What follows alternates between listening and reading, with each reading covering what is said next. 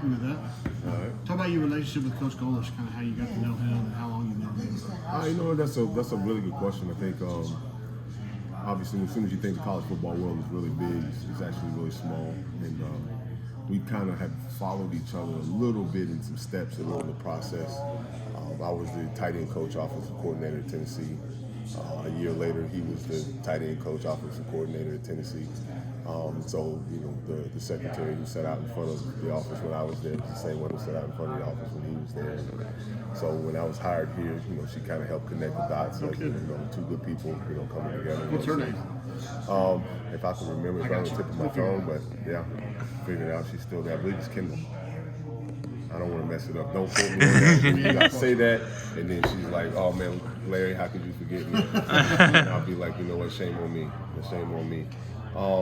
And so just kind of that world of, you know, the tight end offensive world, and being coordinators, and then when I left Florida and had an opportunity to go to Howard to be the head football coach, he took over at South Florida. So, you know, our alma mater, obviously, you're following and doing all those things.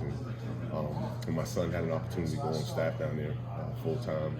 Was kind of the, you know, connection point. Obviously, my son coaching at my alma mater, and Coach Golish being there. And then when the opportunity came for when Coach took this job, he brought my son along with him, and therefore the connection point was kind of made when the tight end spot was open here, and he was trying to get it filled. We had a conversation, which led to another conversation, which led to me packing up my things in DC and coming down to Auburn, Alabama. That's how it kind of connected, and this big world we know as college football became real small. You touched on it a little bit there, but I guess what made you, you know, you had it, like you mentioned, you had a head coaching job. What made you want to, you know, come here and be on this stuff? I mean, a lot of things, right? To make a decision to leave, you know, being a head coach, a Division I head coach, FCS, but it was a place where a lot of hard work had been put into. It was a place that hadn't had a lot of success. We come in there and have some immediate success right away there. Winning back-to-back conference championships and doing those things in a place that hadn't won, you know, at that level in over 30 years. And so we were excited about what we were building and doing there. We're having a lot of good players decide to come and play for us there that are now with the transfer portal at places like Arkansas and Arizona and here and other places like that. We had a lot of good players on our roster that maybe probably shouldn't have been there, but, you know, relationships and the way that we attack things and recruited there. Because I only knew one level of doing it, you know, being in the SEC and spending time in the ACC, or just, you know, the aggressive way of getting out on the road and acquiring talent, and then that's where we did it there. And so it was a tough decision. It was a real tough decision because it not only impacted me and all the young men that we've had a chance to bring in there and recruit there, but, you know, other coaches and other support staff and people in their lives, the impact that one person's decision has on a lot of different people. Obviously, it was comes with a heavy burden, and it was very cumbersome for me. But, you know, to be at the level I am in my career and being at the places and done the things I've done, you get to a place where you start making some different decisions for yourself as to you know, what it means to be doing what you do. I love coaching. I love the game of football, whether you're the head coach, coordinator, position coach, all of the assumed roles that help people have a lot of success. And it's still about the players. It's still about them and being into them, you know, helping them be as successful as they want to be, both on the field and in life. So it was time to, you know, make some different decisions for where I was. You know, we had won conference titles, we had won championships there, and you get to a point where maybe you're just kind of taking something and took it as far, you know, as basically as you could, you know, kind of hitting the center. And we didn't finish it and win the championship, but we were in the championship game. About family. Getting a little bit closer to Florida, where I'm from, an opportunity to coach at Auburn University, a place that is capable of playing for national titles year in and year out, the brand that is Auburn, and then the people.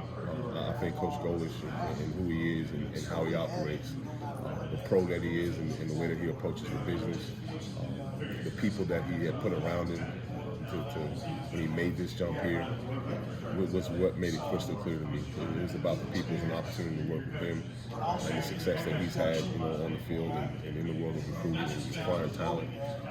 My son being here, I mean, the brand that is Auburn, a chance to play year in and year out and compete for national championships, and to do it with really good people, right? When you're the head coach and you're setting the culture of what that looks like day in and day out, for people to come and enjoy the environment they work in and work really hard and be pros at it. You want to make sure that you're making a decision like that. You want to make sure it's with good people that are going to do it the right way, that are going to work hard and have a fierce appetite for wanting to win and be competitive in all areas of what it takes to win at this level of college football. And he's done that. He's presented that, and he's done it with a bunch of good coaches and a bunch of good people. So ultimately, it came down to that was the decision that needed to be made. It was a heck of an opportunity. And this is Auburn, right? You can win here. You can win a national title. It's a great place. So it soon became just like, this was an opportunity I couldn't pass up. How do you feel like you've gotten better as a coach after having been the head coach of the Auburn Bison? Yeah, man, I think when you have to sit in the chair where you're managing day in and day out operation, where you're setting the vision and your energy has to be right, your mindset, mentality, and approach has to be right, because it set the tone for everybody else in the program. And that's from ages, 18 to 63. So you got to bring it. You got to bring it every day. You have to be organized, super detailed in your approach. You have to work really hard at it, but more importantly than working hard, you have to work really smart. And think out of the box. You have to surround yourself with really smart people, hardworking people that see things the way that you do and have the same appetite for winning that you do. And, are visionaries themselves. Allow yourself to surround yourself with really good people and listen to those really good people. Take input, take advice, build things from the bottom up. You see things all the time. There's always a way to make things better. It's never good enough, so to speak. It might have been successful this week. It may not be successful next week. It might have been successful this year. It may not be successful, next year. So the all-encompassing world of change, but being a part of the vision that is change and being accepting of it in every aspect of the program. From recruiting, from players' welfare to coaches' welfare.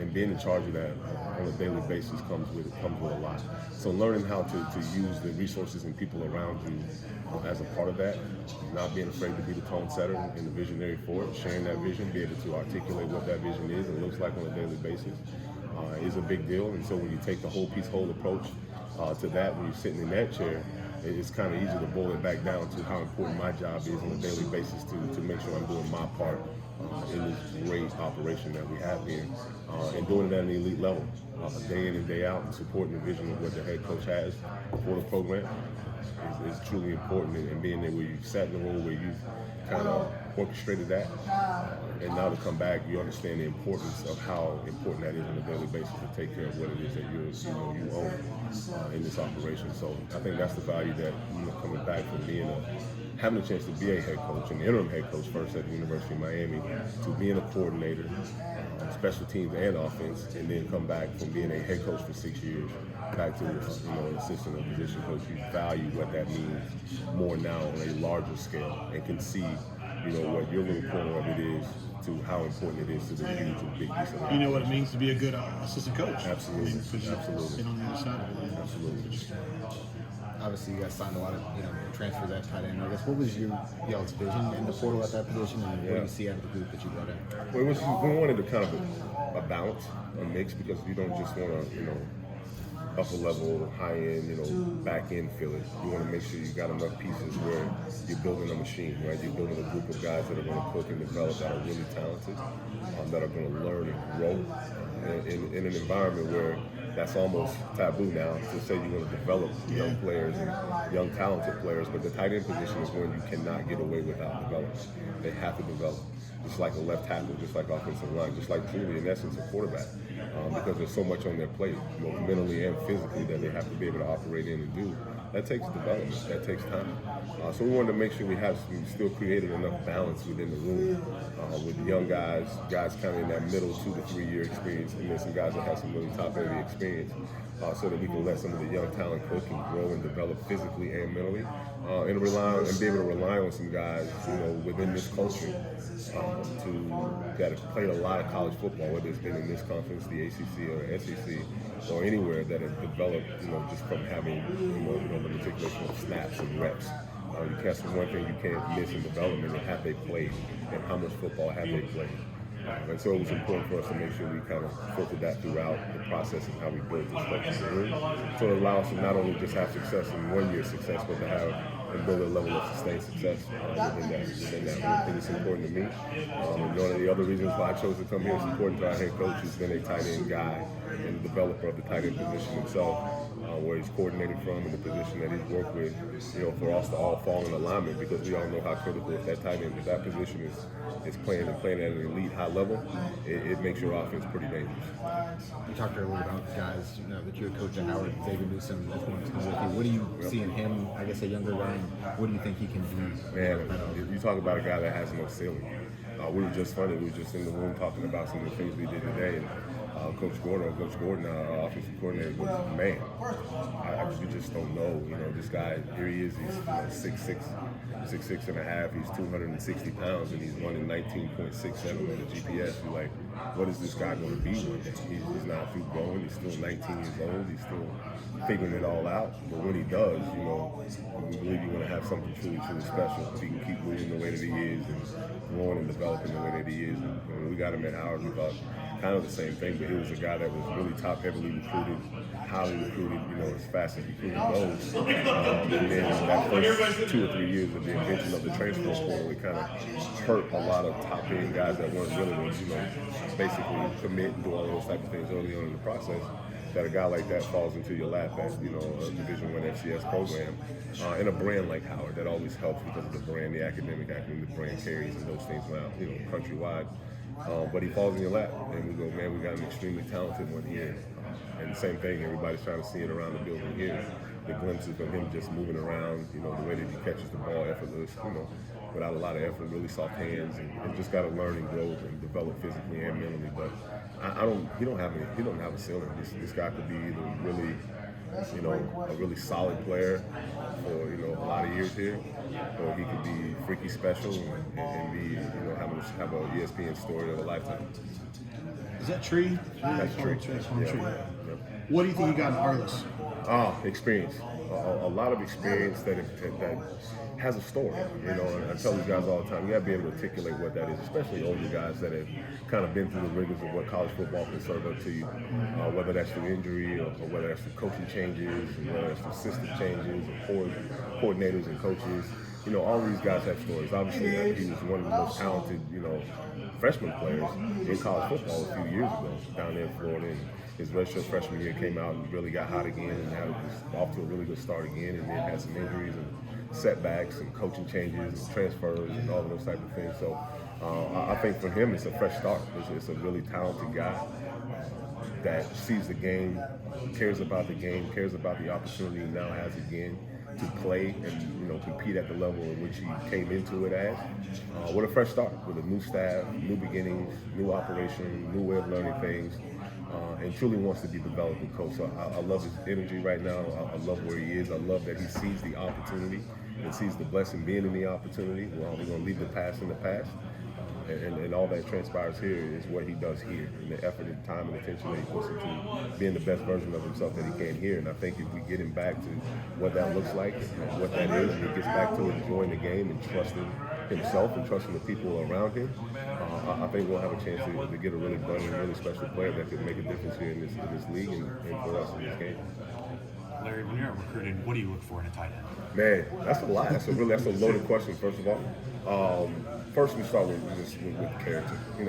What type of guy is this? Because there's a lot to learn in this room, and if you don't have a pretty, cerebral approach about you, as far as the game and loving the game and it being important to you, you're probably not gonna have it. It's gonna take you a little longer to become a really good player. There's a certain level of, athleticism and skill that you want in bigger, longer bodies. So you tend to, like two-sport athletes when it comes to actually guys that maybe play a little basketball, that can speak to their athletic ability at 6'4", 6'3.5" plus. With their wings and long arms, but have really great agility and change of direction and be able to, do some things in the athletic matchup type of world. But that has some tenacity and some grit about them too, that aren't afraid to play behind their pads and will make the game physical. And a lot of making the game physical, they have to understand it's about fundamentals. A lot of times, it's not if a guy's willing or is he tough enough, but is he fundamental enough? Does he not understand how to apply technique in certain ways, and at certain contact points and those type of things? So just, guys that, have a love, burning desire for the game that can transition there's natural skill set to playing that position since a lot is asked of them. So a lot of people always say, hey, what's your prototype? It's probably Kyle Pitts, right? But there's not a lot of Kyle Pitts running around the world, right? So, guys that come with a natural skill set where a little bit of that can be developed. But they have to have a burning desire and love for the game and really not afraid of the physicality and that comes with that position too as well.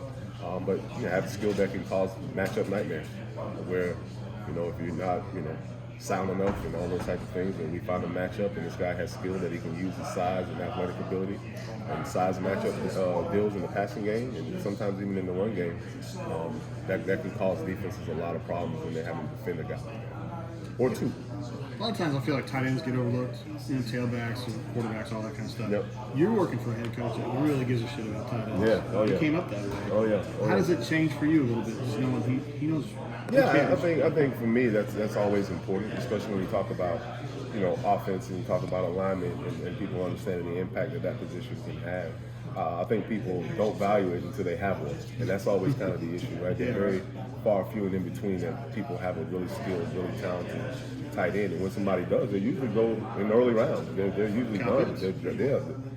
Kyle Pitts, David Njoku, had him, had Kyle Walker, had Chris Herndon. Had Eli and Ethan Wolf both at Tennessee. So when you have guys like that, they can impact and change the game. That's when they become important. Until you have those guys, they're kind of just like role guys. They fill roles. They're solid players, good players, and they fill roles that help you win. Because I haven't seen a team win a national championship that doesn't play with the tight end. You say all you want to, you can play without them. Yeah, sure, in 10, but I ain't seen one win championships.